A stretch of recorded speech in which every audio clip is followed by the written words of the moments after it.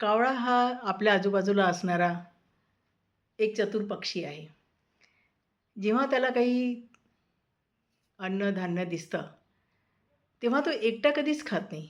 पोळीचा तुकडाही जरी दिसला, तरीही तो आपल्या सोबत्यांना आवाज देतो. जोरजोरात काव-काव करून आवाज देतो, सगळ्यांना जवळ करतो, जमा करतो. खूप मोठी शिकण्यासारखी गोष्ट आहे. एकटा खात नाही तो. पोळीचा तुकडाही असला तर बाकीच्यांना जमा करतो आणि मग खातो. असं म्हटलं जातं की कावळा हा खूप बुद्धिमान प्राणी आहे.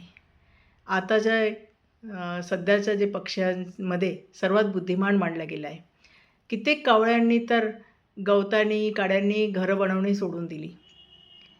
तारांनी घर बनवतात.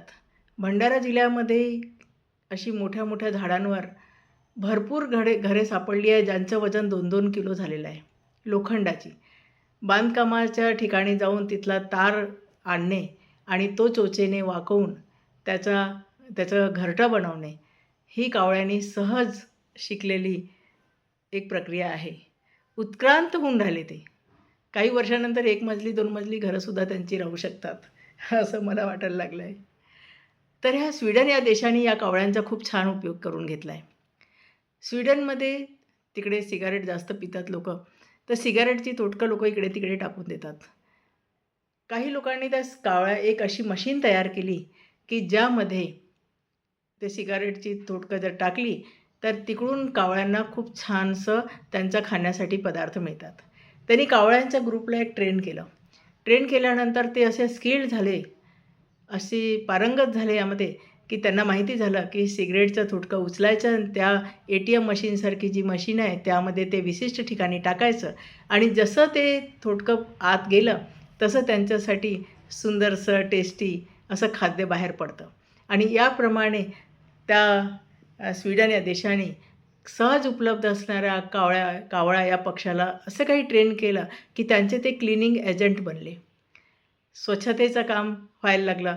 लोकांचा कागद, कचरा, छोटी-छोटी प्लास्टिकची पिशव्या किंवा जे काही असेल पडलेलं खाली, सिगारेटची थोटकं आहे, हे सगळे उचलून कावळे आपल्या चोचीने त्या मशीनच्या एका विशिष्ट ठिकाणी टाकतात आणि टाकल्यानंतर दुसऱ्या बाजूने ते खाद्य निघतात आणि ते आरामात आनंदाने खातात.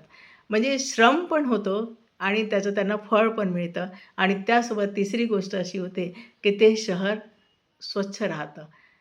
अशा प्रकारच्या उपक्रम या त्या स्वीडन या देशाने राबविला आहे आणि आपल्या देशामध्ये त्यांनी अगदी थोड्या पैशामध्ये अत्यल्प मनुष्य क्षमता कमी असल्यामुळे त्यांनी एक क्लिनिक एजंट पक्ष्यांना बनवला आहे.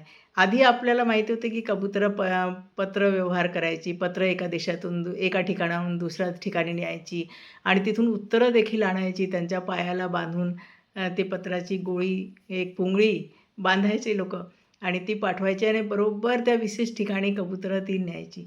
तर पक्ष्यांचा कबुतरांचा उपयोग तर बऱ्याच काळापासून होत होता. आताच ऐकलं आहे की लंडनमध्ये आजही काही ठिकाणी अशी पारंगत कबूतर आहे. परंतु कावळ्याचा हा उपयोग केलेला एक नवीन उपक्रम आहे.